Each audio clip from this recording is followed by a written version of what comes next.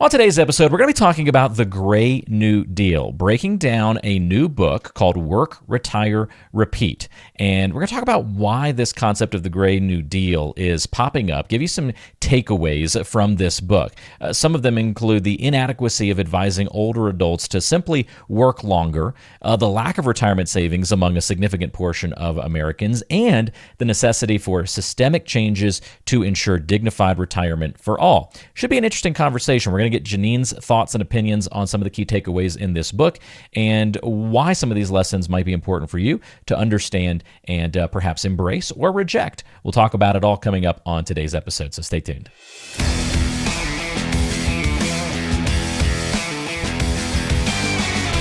Hey, Janine, great to be with you again. Hope you're doing well this week.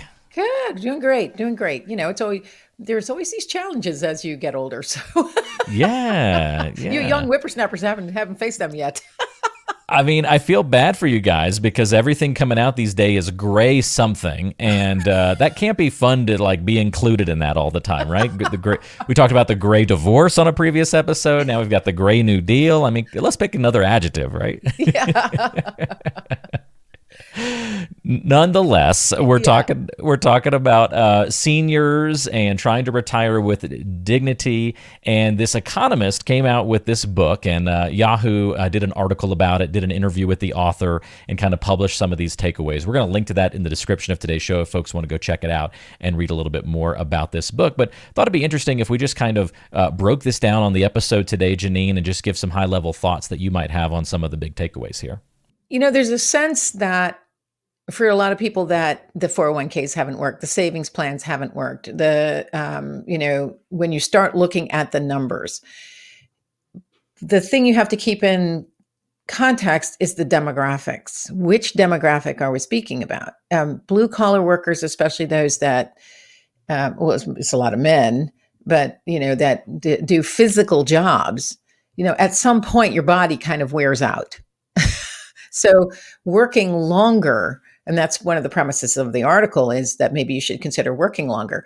Well, that works pretty well for white collar. And now that we have a lot more remote jobs, it can work well for those who are a little bit more tech savvy or want to become more tech savvy.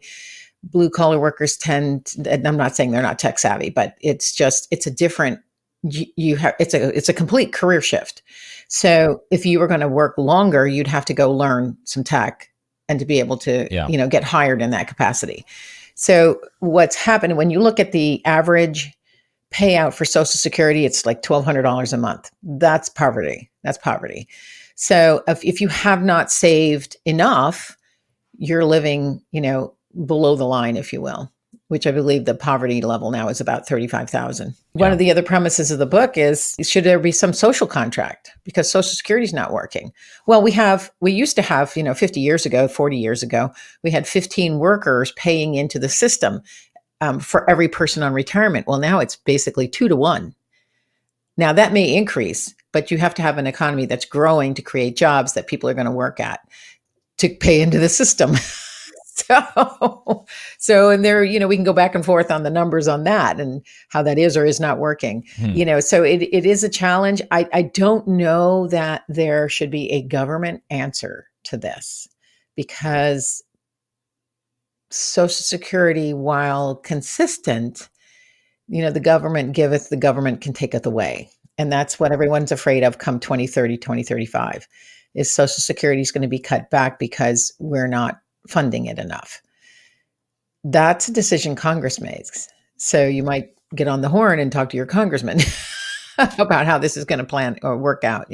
Who knows what our political system is going to look like in exactly. In so is it going to go bankrupt? No, because it's basically part of the general fund. Social Security is. There used to be a trust fund. They did away with that as part of the general fund. So could they cut back? Potentially. And that's a scary thought for a lot of seniors. Yeah. People don't understand risk when they're investing in their 401ks. So sometimes they take more risk than they should have because they're shooting for that, higher return. Well, you can get higher returns potentially, but you've got to understand what that risk is and what that means to you, and not, all of the troubles that people have had over these, and all the stats show this. Dalbar is an independent research agency that looks at investor behavior, and the average investor's return is about 3.5%. Well, you're barely above inflation at that rate. You're So just when you kind of look at surviving, not thriving. you're In that exactly, standpoint, yeah. exactly. But like we've talked in previous episodes in financial education, people aren't understanding these numbers in context. And so how much of your current lifestyle are you putting away for retirement savings? If you're closer to retirement now and you have under $500,000, you need to be in a proper portfolio to make it last as long as you might last. So, what's the answer there? I'm not a fan of taking from taxpayers to give to people who haven't saved properly. I mean, that's just theft. Yeah. And the government's been doing that quite a bit for a number of years on various programs, not just, Social Security, even though we pay into that. Um, but so there has to be another avenue. Financial education is part of that. And working with an advisor who's going to help you understand your numbers is part of that. But one of the suggestions is people work longer. I think that's becoming a reality for a lot of people. That's why you see people, as well as staying engaged and having a purpose. Because I had somebody recently told me he wanted to retire at 58 so he could play. I'm like, and then what? You're going to snowboard till you're 70? So possibly, but the numbers have to work out for people, and that's what they really do need to look at. All of the what's happening in your current financial life, and then how you can make this work. These books are great, and they point out some good things, but I think we have to really be careful because it's a slippery slope. How do you help people that haven't had the advantage of understanding the numbers, understanding savings, and haven't saved enough? There's no easy answer to any of that. Yeah.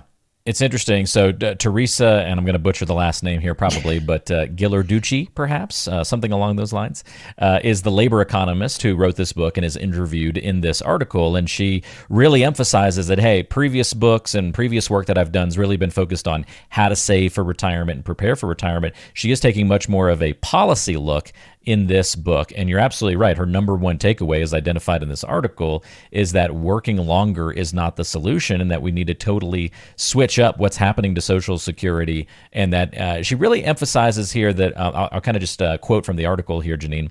Social Security is purely a political problem. The country could afford to put more money into the system. We could have a 3 percentage point increase in payroll tax. It wouldn't mean job displacement or funding taken away from other groups. It's not an economic problem. It's a political problem that will be solved at the last minute, which will make it even more expensive. I think we could probably agree on that part, right? Rather than being proactive and doing something about it. Anytime you leave it to the government, today. it's going to be more expensive. Things are never free. Yeah. It sounds great. All these policies always sound great, and they're going to give it a name that's going to have the opposite effect of what they intend. That's just what happens. You can look, there's a history full of this for the last 50 years in what the government does. Yes, savings does work. Proper savings, proper investment policies or strategies do work. But, putting an additional 3%, people don't even realize a lot of people don't realize what they contribute to Social Security now anyway. And they don't understand how that works, and they don't understand the tax brackets, et cetera. So Social Security, if you're a 1099, which is you work for yourself or you get paid out as a contractor, you're paying both sides of that equation. That's a total of 15%. What's interesting is 6.2 on your side goes to Social Security, and the employer pays 6.2 if you're a W-2. And then just a little bit is paid to Medicare. Medicare is a bigger problem than Social Security, which we are going to be finding out. So you're going to add another 3% to that for workers? Well, what Social Security has done is raise the base wage for a long time, years and years and years. The base wage, the high base wage that Social Security taxed your earnings from was about $40,000. Well, the last 5, 6, 7 years, they've been increasing that base wage, and I believe this year it's $160,000. So they are taxing people making more money So you're paying more into Social Security. Let me read this to you, Janine, because I think you'll get a kick out of it based on your, your military experience. I went and read the Yeah. comments section on this article, and you're gonna love this one. So this is just from a random person in the comments section, but the story was a good one, I think. The comment says, just reading the first few comments, not much I can add here. All these government giveaways, student debt relief, COVID money, etc., including this, remind me when I was in advanced training in the Army. On our last week, we went on a 7-day FTX field training exercise at Fort Ord, 11 Bravo. I'm giving some details here in case it adds some credibility to this. We were given 7 days of food rations to carry with us, and it was heavy. On the first few days, some of the guys were eating 2 meals at a time and laughing at us as we were starving. 18-year-olds, we need a lot of food. Around the 5th day, these guys ran out of food. Our drill sergeant brought us all together, scolded the guys who ate all their food, but then said we all had to put what food we had remaining into the pile, and he would divide it out equally to all of us. Boy, was I mad. I saved my spaghetti, but it taught me a valuable lesson about how our government and life works. Perfect. That is absolutely perfect. I thought you'd like that. I mean, that's like if you want to teach your kids how to do this, then you're going to share your grade point with the person who's earning the lowest grade point in your class. Just give them a couple points. I mean, that's what she's suggesting. If there's a social program for this, it's again the taxpayers are going to take a hit, and so social programs from the government never work. They penalize those who've been successful and reward those who are not. And there are always going to be inequalities in any system. The question is, how are we encouraging people at younger ages to be fiscally responsible for themselves? There's a broader conversation here, obviously, about the policy. If we want to kind of end this by zeroing it into the individual investor, somebody who may be 5-10 years away from retirement or even closer on that time horizon, you got to start thinking taxes is what this really just rings true to me. Like this may be a train we can't really stop. And so get ready to maybe lessen your tax burden so that perhaps you can kind of jump off this train a little bit. Oh, that would be an excellent talk, because it's the biggest expense anybody will ever have is taxes. And that takes away from you being able to save more of your money. That's right. So get ready for it if that applies to you. Actually, that's a great way to mention that folks should reach out to you, Janine, if they have not really taken a deep look at their taxes and their tax obligation in their retirement plan. Boy, that should move the needle for a lot of people to take action and put together a solid financial plan. So if you haven't done that, reach out to Janine Theus, go through the complimentary financial review, go through the planning process, make sure that you're overturning all of those different stones when it comes to retirement planning, including the tax burden that you face, because issues like we've discussed today are just going to make that a bigger and bigger threat to our individual retirements. So pick up the phone, give Janine a call if you'd like, 443-718-6311, or you can book a time online at theuswealthadvisors.com. More information there for you on the website as well. We'll link to that in the description of today's show so you can find it easily. Janine, thanks for breaking down this article. Kind of interesting to talk about that larger kind of policy view rather than the individual basis for some of this, and appreciate your perspective on that. Yeah, thanks, Walter. This was really great because I think more people need to discuss these things before they get passed. Yes. We'll do our part to try and bring them up for sure here on the show. Well, don't forget that you've been listening to and watching Rockin' Retirement. You can subscribe to us on YouTube so you don't miss an episode. Don't forget to hit the like button as well to help us out and share the episode with others. You can also subscribe on Spotify, Apple Podcasts, and other audio platforms as well. We'll see you next time with Janine Theus. I'm Walter Storholt, right back here on Rockin' Retirement.